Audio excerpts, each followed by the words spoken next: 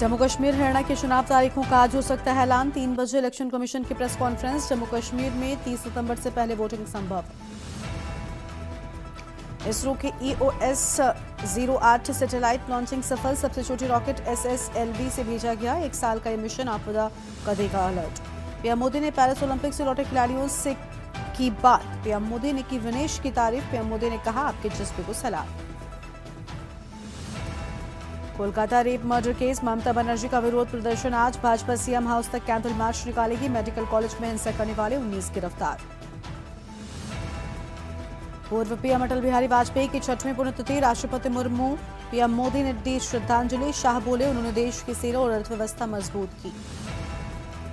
SDRF ने Kedarnath root पर 16 दिन में मलबे में दबे 3 शव निकाले। उत्तर प्रदेश के 250 गांवों में बाढ़। आप देख रहे हैं के न्यूज, खबरों का सारथी। नमस्कार, लाइव न्यूज में आप सभी का स्वागत है। मैं हूं आपके साथ गरिमा वाजपेयी। इसरो ने आंध्र प्रदेश के श्रीहरिकोटा स्थित सतीश धवन अंतरिक्ष केंद्र से लघु उपग्रह प्रक्षेपण यान 03 SSLV D3 EOS 08 को सफलतापूर्वक लॉन्च कर लिया है। इसरो के अध्यक्ष और सचिव DOS कहते हैं कि रॉकेट ने योजना के अनुसार अंतरिक्षयान को बहुत सटीक कक्षा में स्थापित कर दिया है। मुझे लगता है कि इंजेक्शन की स्थिति में कोई विचलन नहीं है। अंतिम कक्षा ट्रैकिंग के बाद पता चलेगी, लेकिन वर्तमान संकेत है कि सब कुछ सही है।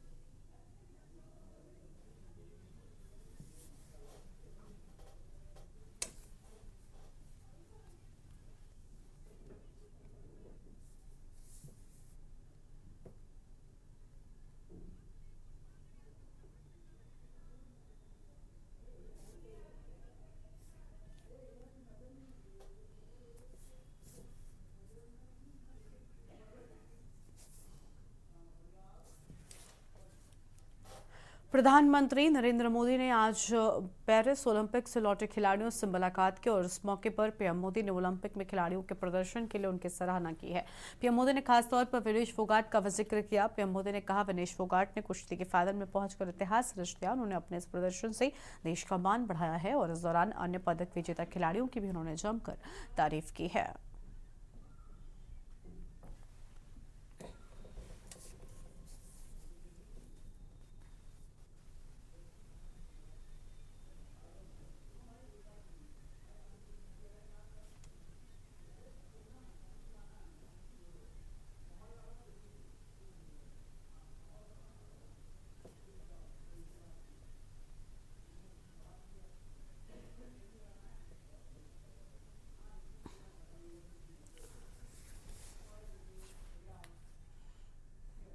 और अगली खबर दिल्ली से है, जहां पर जम्मू कश्मीर और हरियाणा में आज बजेगा चुनावी बिगुल। चुनाव आयोग करेगा वोटिंग की तारीखों का ऐलान और आज दोपहर 3 बजे चुनाव आयोग करेगा प्रेस कॉन्फ्रेंस।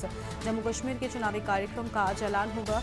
हरियाणा विधानसभा चुनाव के लिए तारीखों का ऐलान। 370 हटने के बाद पहली बार होगी विधानसभा का चुनाव। बड़ी जानकारी आपको हम बता रहे हैं। जम्मू कश्मीर के चुनावी कार्यक्रम का आज ऐलान किया जाएगा।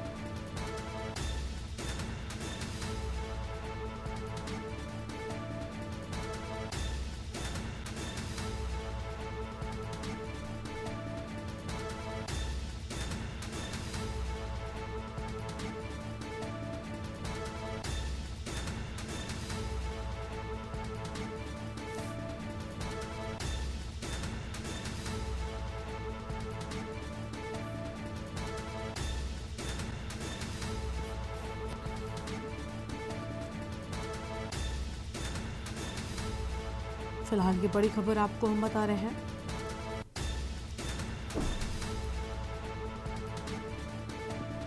जम्मू कश्मीर के चुनावी कार्यक्रम का आज ऐलान होगा।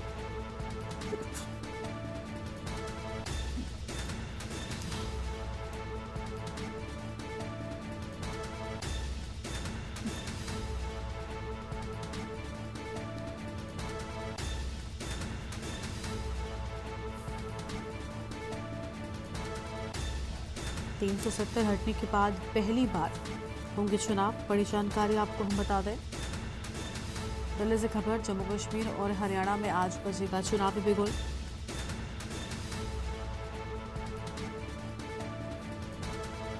फिलहाल ये बड़ी जानकारी आपको हम बता रहे हैं।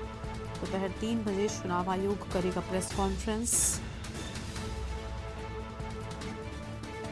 जम्मू कश्मीर के चुनावी कार्यक्रम का आज होगा ऐलान। बड़ी जानकारी आपको हम बता दें।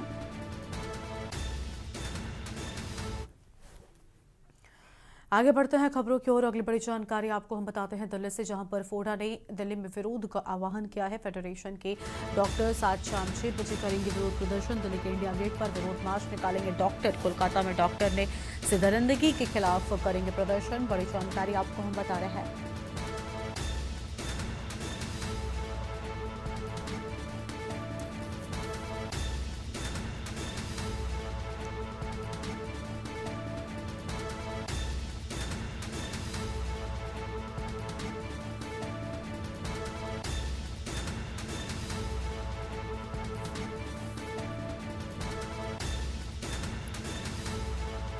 बड़ी जानकारी आपको हम बता दें।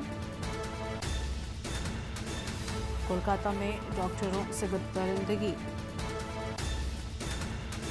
को लेकर गुस्सा। दिल्ली से खबर, फोडा ने बड़ी बातें कही और फेडरेशन के डॉक्टर्स आज शाम 6 बजे विरोध प्रदर्शन करेंगे। दिल्ली के इंडिया गेट पर विरोध मार्च निकालेंगे डॉक्टर। बड़ी जानकारी आपको हम बता रहे हैं।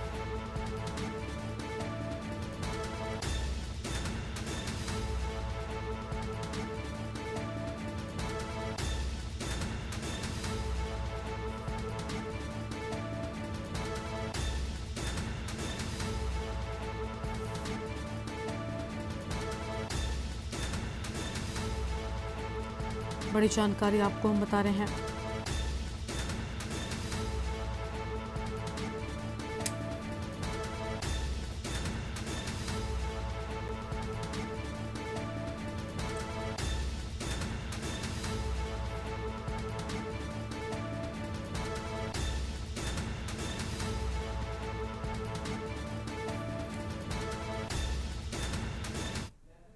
अगली खबर है दिल्ली से। एम्स के रेजिडेंट डॉक्टरों का बड़ा फैसला। रेजिडेंट डॉक्टर्स एसोसिएशन के प्रतिनिधियों ने लिया फैसला। बैठक में विरोध मार्च का लिया गया फैसला। दोपहर 2 बजे निर्माण भवन में होगा विरोध मार्च। बड़ी जानकारी आपको हम बता रहे हैं, जहां पर दिल्ली भर के सभी आरटीए आज निकालेंगे विरोध मार्च। बड़ी जानकारी आपको हम बता दें, जहां पर विरोध मार्च निकाले जाने के बाद सामने आई है। दिल्ली से खबर, एम्स के रेजिडेंट डॉक्टर्स का बड़ा फैसला। अहम जानकारी आपको हम बता रहे हैं।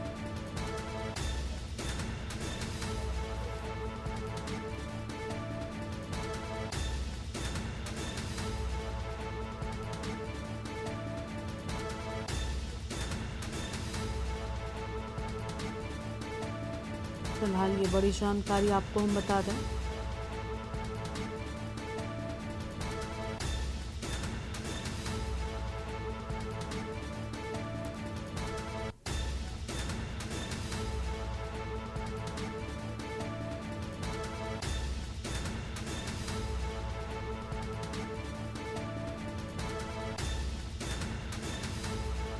दिल्ली से खबर, एम्स के रेजिडेंट डॉक्टर्स का बड़ा फैसला।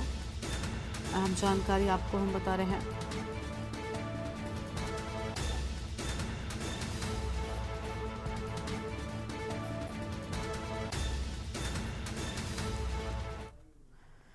दिल्ली से खबर। मनीष सिसोदिया से मुलाकात करेंगे सीएम भगवंत मान। मनीष सिसोदिया के घर जाएंगे सीएम भगवंत मान। आज 12:30 बजे उनके आवास पर जाएंगे सीएम मान। मनीष सिसोदिया से होगी सीएम भगवंत मान की मुलाकात। बड़ी जानकारी आपको हम बता दें, जहां पर आज पंजाब के मुख्यमंत्री भगवंत मान की मनीष सिसोदिया से मुलाकात होगी। आम जानकारी, आज 12:30 बजे के लगभग पहुंचेंगे मुलाकात करने के लिए।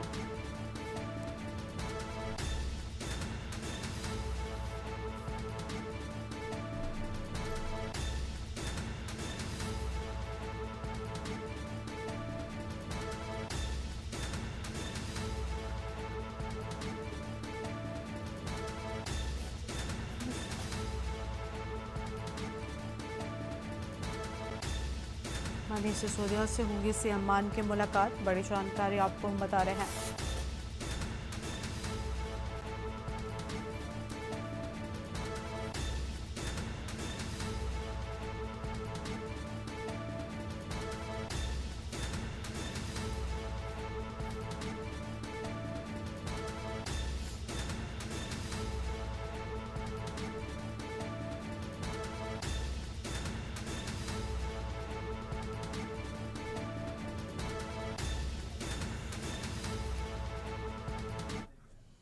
दिल्ली से खबर आपको हम बताते हैं। कोलकाता पुलिस ने उपद्रवियों की तस्वीर जारी की। सोशल मीडिया में 50 से ज्यादा उपद्रवियों की तस्वीर की बात सामने आई है। बड़ी जानकारी आपको हम बता रहे हैं। उपद्रवियों ने आरसी कर मेडिकल कॉलेज में की थी तोड़फोड़ मामले में अब तक 19 लोगों की हुई गिरफ्तारी।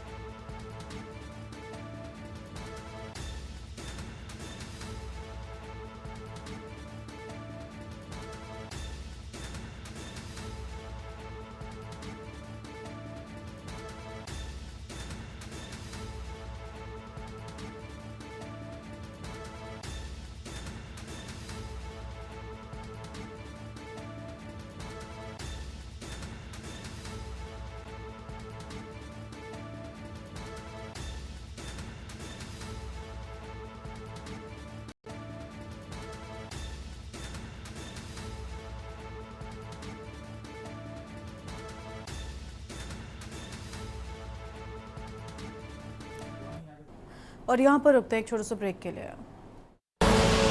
आप देख रहे हैं के न्यूज खबरों का। कहते हैं आपको सीधा देहरादून लेकर चलते हैं। मुख्यमंत्री पुष्कर सिंह धामी क्या कुछ कह रहे सुनाते हैं।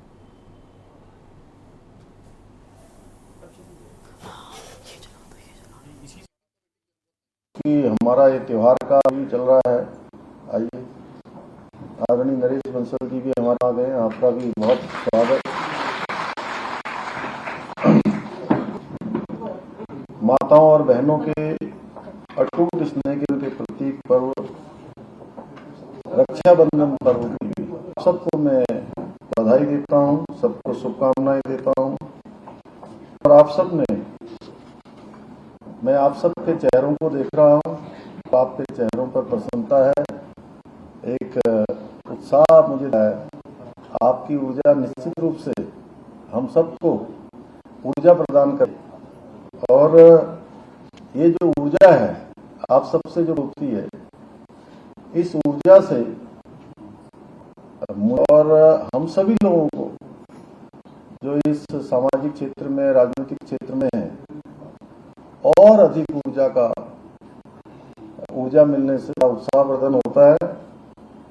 और निश्चित रूप से जिस काम में हम लगातार प्रयासरत रहते हैं, उस काम को करने में उनको आसानी होती है। रक्षाबंधन पर्व हमारा प्रेम, स्नेह और विश्वास का, इसके प्रतीक का पर्व होने के साथ ही ये हमें हमारे जो सामाजिक कर्तव्य होते हैं, उन सामाजिक कर्तव्य बोध कराता है। मैं आज के इस अवसर पर आप सभी से पूरे विश्वास से कहना चाहूंगा कि हमारे प्रदेश की मातृशक्ति के उत्थान के लिए, उनकी सुरक्षा के लिए, उनके सशक्तिकरण के लिए संकल्पित होकर कि हमारा संकल्प और आप सब जानते हैं जब कोई संकल्प होता है तो उसमें कोई विकल्प नहीं होता है, और ये विकल्प रहित है कि हमें हमारी मातृशक्ति की, हमारी के बहनों के उत्थान के लिए हर वो काम करना है जो उत्थान को ले जाएगा। जैसा गणेश जोशी जी ने अभी बहुत विस्तार से इसके बारे में आप सबके सामने बताया। हमने शिक्षा से लेकर स्वास्थ्य तक, उद्यमिता और नौकरी तक में प्रदेश की जो हमारी महिलाएं हैं उनकी भागीदारी अधिक से अधिक हो, उसके लिए हम विधानसभा में विधेयक लेकर आए। आप सबको पता है, क्योंकि रक्षाबंधन में, इसलिए मैं जरूर आप सबको केवल स्मरण दिलाने के लिए कि हमारे सामने एक बड़ी मुश्किल खड़ी हो गई थी जब हमारा 30% का आरक्षण रहा, और उसके लिए हमने हर संभव प्रयास किया और जो पैरवी करी, उस पैरवी में कहा कि यहाँ हमारी माताओं को, हमारी बहनों को किस प्रकार की परेशानी करना पड़ता है, उनके जीवन में कितने प्रकार की चुनौतियां हैं, वो सामान्य से ज्यादा चुनौतियां उनके जीवन में होती हैं, इसलिए उनको आरक्षण मिलना चाहिए। इसलिए उत्तराखंड के अंदर 30 का क्षैतिज आरक्षण आज सभी नौकरियों में सुनिया है। आज के दिन मैं अपनी सभी बहनों से कि आज हम केवल रक्षाबंधन पर्व मनाने के लिए ही नहीं, सशक्त बहना उत्सव योजना और मुख्यमंत्री महिला स्वयं सहायता समूहीकरण योजना के माध्यम से जो महिलाओं की सशक्तिकरण की जो यात्रा है उसको सेलिब्रेट कर रहे हैं। और हमने लक्ष्य दिया है कि 1.5 लाख जो हमारी बहनें हैं उनको हम लखपति दीदी बनाएंगे।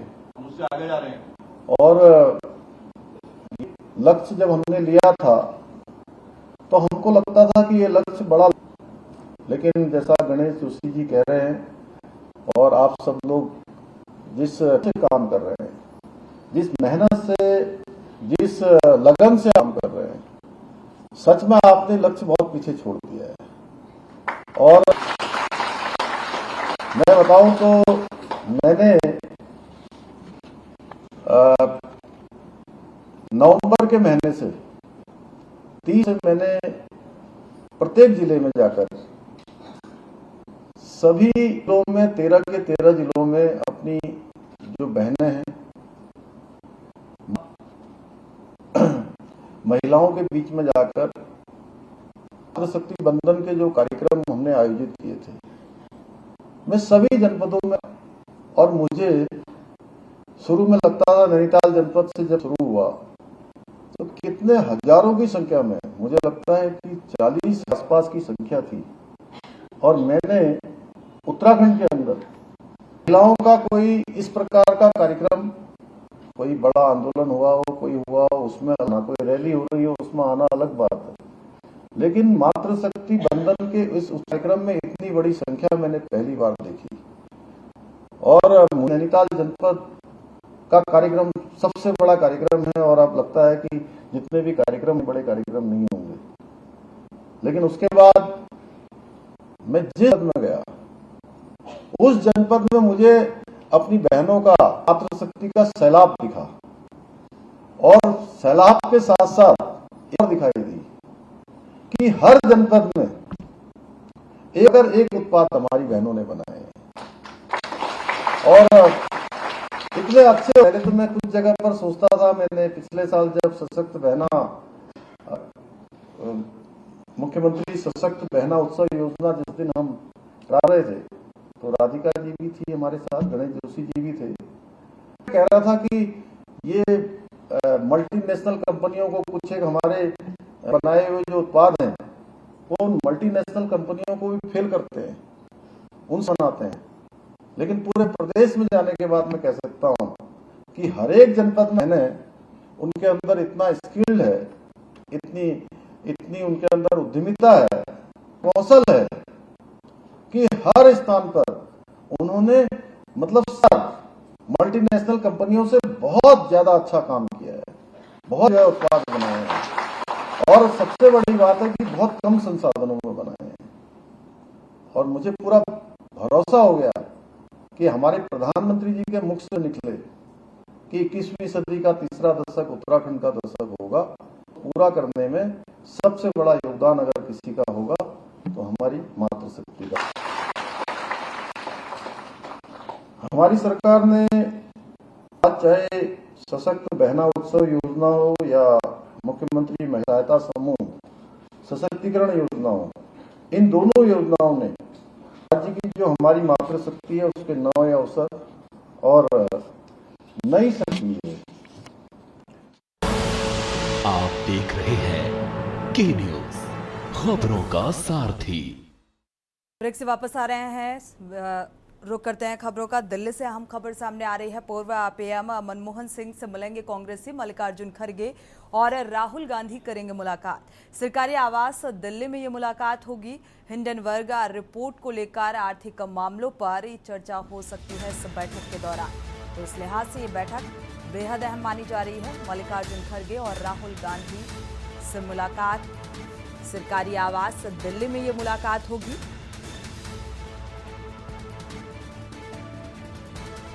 हिंडनबर्ग रिपोर्ट और आर्थिक मामलों पर चर्चा हो सकती है, ऐसा अंदेशा जताया जा रहा है। दिल्ली से अहम खबर, पूर्व पीएम मनमोहन सिंह और मल्लिकार्जुन खड़गे राहुल गांधी से मुलाकात।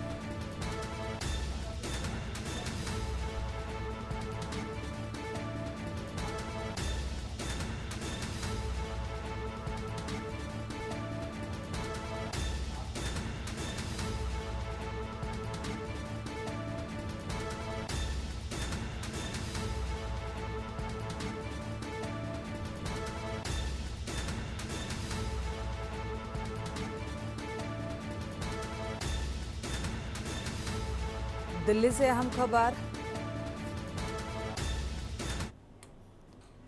बढ़ते आगे। दिल्ली से अहम खबर सामने आ रही है। आम लोगों के लिए आज से खुला अमृत उद्यान। राष्ट्रपति मुर्मू ने 14 अगस्त को उद्घाटन किया था और राष्ट्रपति भवन में स्थित अमृत उद्यान फिर से खुला है। राष्ट्रपति भवन के अमृत उद्यान में स्टोन बेकर्स और साउंड पाइप और म्यूजिक वॉल आकर्षण का केंद्र है। जनता के लिए 5 सितंबर तक खुला रहेगा ये उद्यान। सुबह करीब 10 बजे से शाम 6 बजे तक खुलेगा अमृत उद्यान। तो जो समय 6 बजे तक खुला रहेगा। अमृत उद्यान में आम जनता का प्रवेश निःशुल्क है।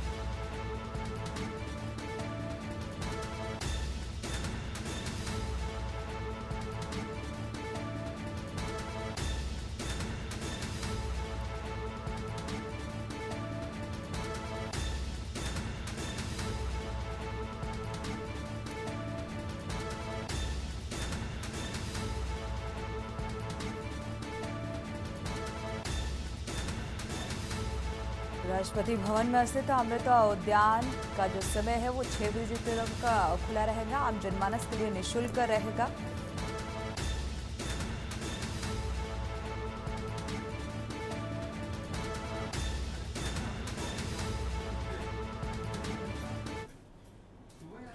और सीधे लखनऊ का रुख, जहां पर पूर्व सीएम अखिलेश यादव पहुंचे हुए हैं अवंतीबाई की मूर्ति पर माल्यार्पण करने के लिए। ये सीधी तस्वीरें सामने आ रही हैं इस वक्त, यहाँ पर दिखाई दे रही है। लोगों का अभिवादन लोगों से करते हुए अखिलेश यादव को आप देख पा रहे हैं। अवंतीबाई की मूर्ति पर माल्यार्पण करने के लिए पहुंचे हुए हैं। सिक्योरिटी और लोगों की भीड़ भी यहाँ पर नजर आ रही है।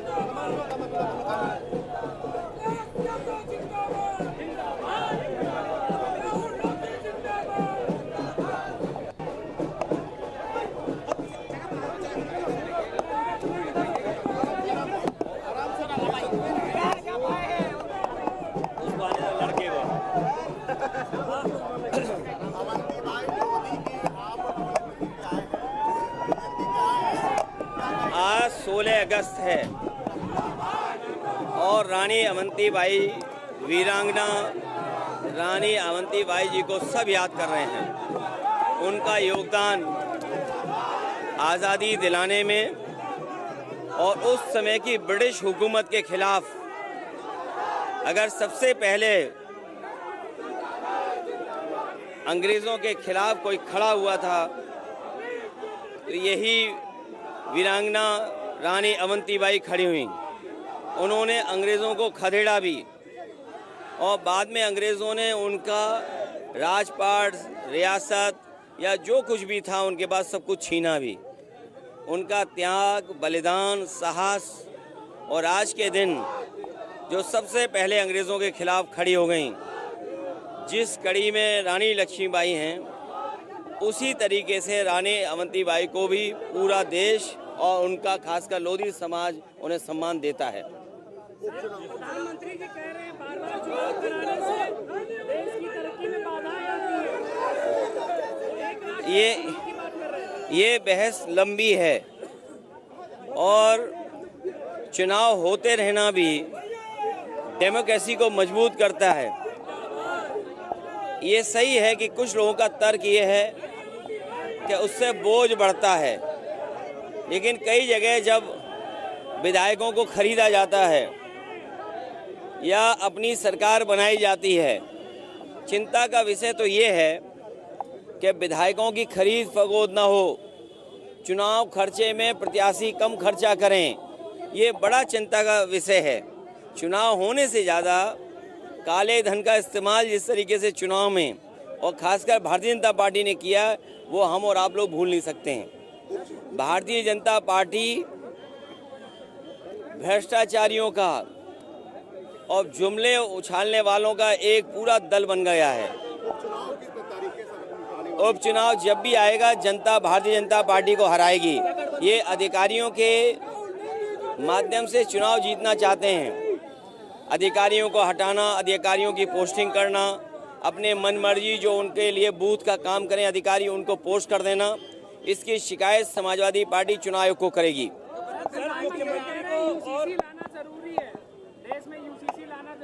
देखिए, सबसे बड़ा सवाल देश के सामने यही है कि महंगाई कम हो, बेरोजगारों को रोजगार मिले और समाजवादी लोग जो सपना देख रहे हैं कि समाजवादी समाज बने, सबके हिस्सेदारी हो, हमारा समाज समृद्ध बने, ये नहीं कि कुछ लोगों के हिस्से में सब कुछ आ जाए। एक प्रोग्रेसिव स्टेट बने। प्रोग्रेसिव कैसे हम योजनाएं लागू कर सकें, लोगों के बीच में प्रॉस्पेरिटी कैसे ला कर सकें, खुशहाली कैसे ला सकें, लोगों के बीच में हम संपन्नता कैसे ला सकें, ये बड़ा सवाल है। और हर जाति को उसका अधिकार मिले, उसको सम्मान मिले, ये आज के समय की ज़रूरत है। देखिए, मैं कोई घटना हो उस पर राजनीति नहीं करनी चाहिए, और घटना पर राजनीति करने का हुनर अगर किसी के पास है तो भारतीय जनता पार्टी के पास है।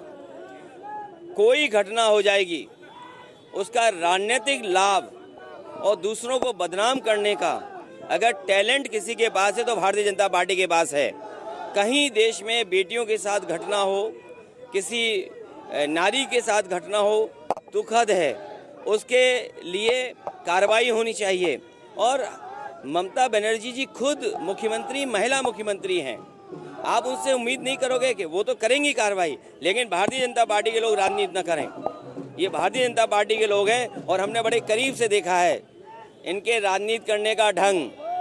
और उत्तर प्रदेश के हमारे पत्रकार बेहतर कौन जानता होगा, आंख बाद में खुलती होगी, क्या नैरेटिव, क्या कहानी बनानी है, वो आपके पहले ही व्हाट्सएप आ जाती है। और मैं आपसे उस दिन भी थोड़ा इशारा किया था, जिस विभाग से आप चलते हो सबसे ज़्यादा करप्शन उसी विभाग में है। ये बात आप भी स्वीकार करते हो मनी मन, लेकिन क्या करें, प्रॉस्पेरिटी लानी है तो कुछ चीज़ों को नज़रअंदाज करते हैं हम और आप लोग भी।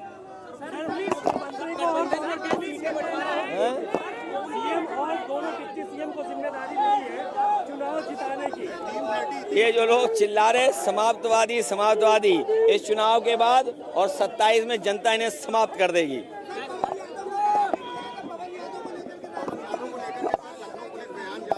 अरे पुलिस किसके इशारे पे काम करती है?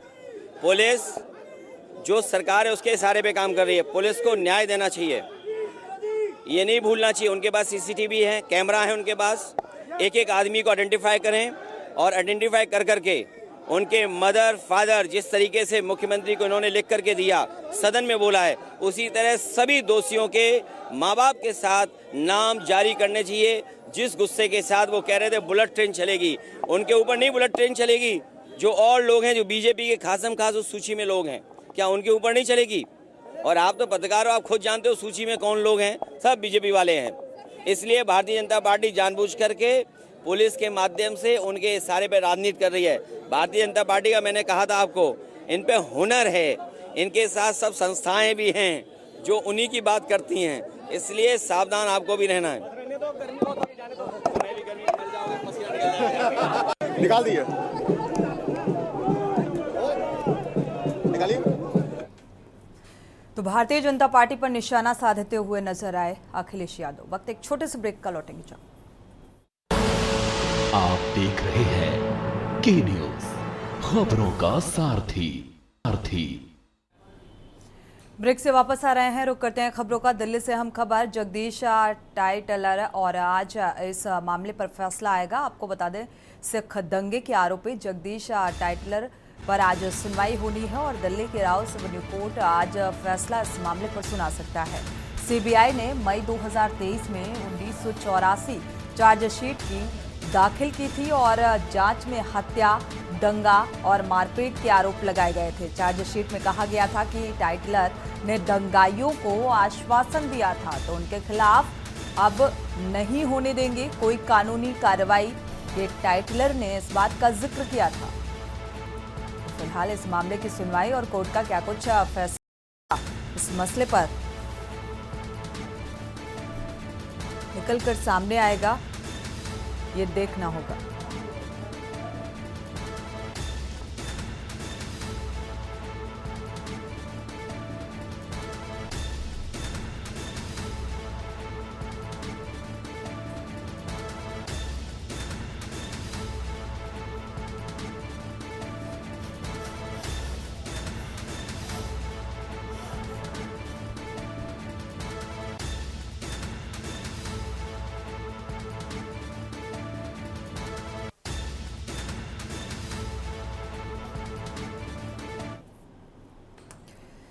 बढ़ते आगे, लखनऊ से अहम खबर सामने आ रही है। बंगाल घटना पर डॉक्टर अब संयुक्त शांति सभा करेंगे और आज शाम 5 बजे 10:90 पर ये डॉक्टर जुटेंगे। लोहिया संस्थान के जीएमयू पीजीआई के डॉक्टर विरोध करेंगे और बड़ी संख्या में रेजिडेंट डॉक्टर विरोध जताएंगे। तो अपनी मांगों को लेकर लगातार प्रदर्शन कर रहे हैं। जस्टिस की मांग और सुरक्षा की मांग पर ये रेजिडेंट डॉक्टर्स अड़े हुए हैं और जिस तरीके से रेप के बाद हत्या कर दी गई और पोस्टमार्टम जो रिपोर्ट सामने आई वो भी चौंकाने वाली कि गैंगरेप हुआ। हालांकि इस मामले में एक तरफ प्रशासनिक कार्रवाई की जा रही है, दूसरी तरफ रेजिडेंट डॉक्टर्स की नाराजगी और बड़ी संख्या में ये डॉक्टर्स अब विरोध जताएंगे।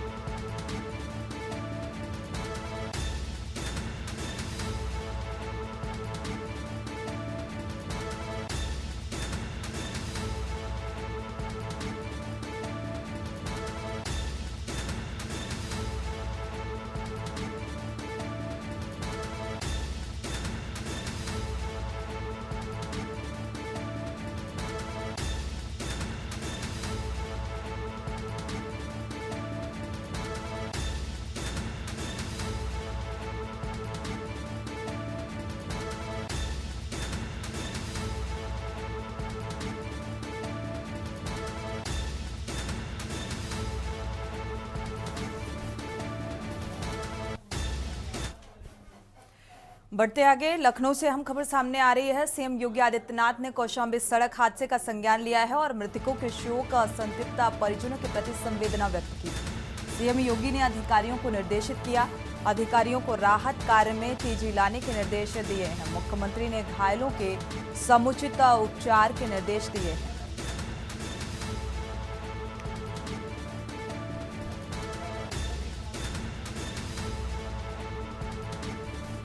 मृतकों के शोक, असंतृप्त और संवेदना अधिकारियों को निर्देशित किया कि इस मामले की गहनता से जांच पड़ताल की जाए। अधिकारियों को राहत कार्य में तेजी लाने के भी निर्देश दिए गए हैं।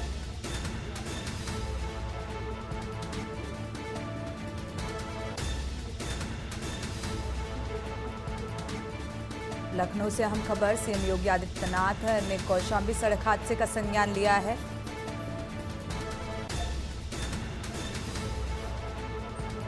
शोक संवेदना व्यक्त करने के साथ साथ जिम्मेदार अधिकारियों को निर्देशित किया कि काम में तेजी लाएं, रेस्क्यू में तेजी लाएं और राहत का कार्य जो है उसे तेजी से करने के निर्देश।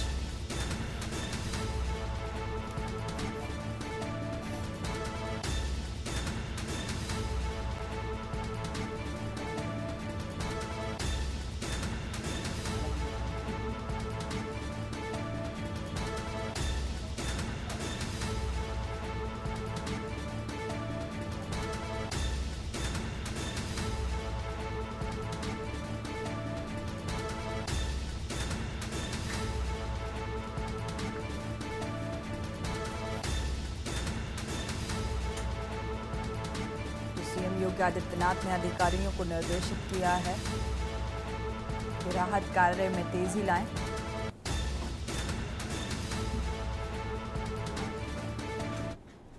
और इसी बीच कानपुर से अहम खबर आपको बता दें, कानपुर से अहम खबर सामने आ रही है। हैलट गेट के बाहर जो रेजिडेंट डॉक्टर हैं वो विरोध प्रदर्शन कर रहे हैं कोलकाता की घटना को लेकर। जिस तरीके से ट्रेनी डॉक्टर के साथ रेप के बाद हत्या कर दी गई और मेडिकल कॉलेज में रेजिडेंट डॉक्टर्स का विरोध जारी है, तो लगातार रेजिडेंट डॉक्टर जस्टिस और जल्द से जल्द एक कड़ी कार्रवाई प्रशासनिक स्तर पर और साथ ही जो ट्रेनी डॉक्टर्स हैं, जो महिला डॉक्टर्स हैं, उनकी सुरक्षा की मांग पर अड़े हुए हैं। और इस तरीके की घटना को लेकर जगह जगह से प्रदर्शन की तस्वीरें सामने आ रही हैं।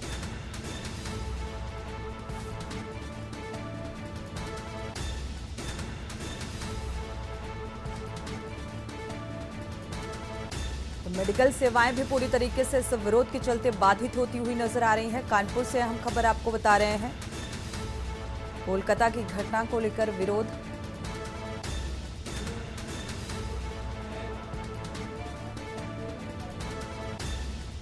मेडिकल कॉलेज में रेजिडेंट डॉक्टर्स ने प्रदर्शन किया। सूचना पर ओपीडी पहुंचे प्राचार्य संजय काला, डीसीपी भी पहुंचे हुए हैं। जो मेडिकल व्यवस्थाएं हैं वो बाधित हो रही हैं। नारेबाजी का रेजिडेंट डॉक्टर इंसाफ की मांग कर रहे हैं। तो सूचना पर ओपीडी पहुंचे प्राचार्य संजय काला और डीसीपी। कौस्तुभ मिश्रा ऐसी खबर पर जुड़े हुए हैं। कौस्तुभ, किस तरीके की तस्वीरें सामने आ रही हैं? प्रदर्शन लगातार ये बढ़ता जा रहा है कोलकाता की घटना को लेकर।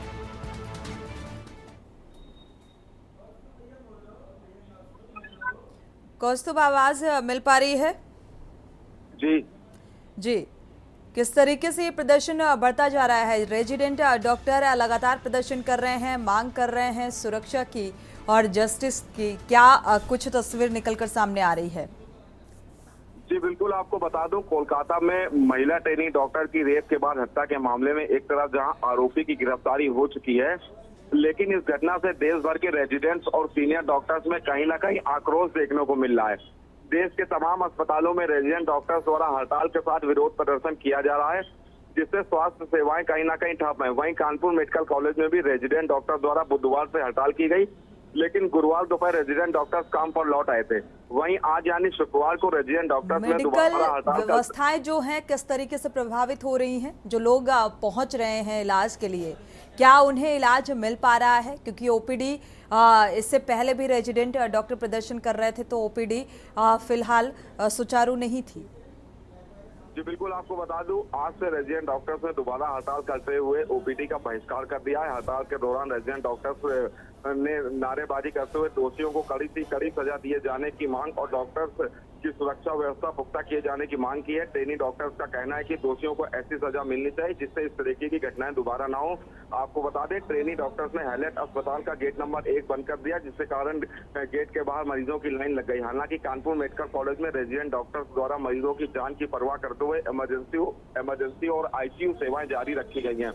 लेकिन डॉक्टर्स में इस घटना को लेकर बड़ा आक्रोश देखने को मिल रहा है। ट्रेनी डॉक्टर्स अपनी सुरक्षा को लेकर कहीं ना कहीं चिंतित भी हैं। जी, शुक्रिया इस जानकारी को साझा करने के लिए। तो फिलहाल रेजिडेंट डॉक्टर्स की हड़ताल से जो इमरजेंसी सेवाएं हैं, आईसीयू सर्विस सुचारू है, लेकिन ओपीडी जो है वो मेडिकल व्यवस्थाएं बाधित होती हुई नजर आ रही हैं और लगातार मांग कर रहे हैं कि इंसाफ चाहिए।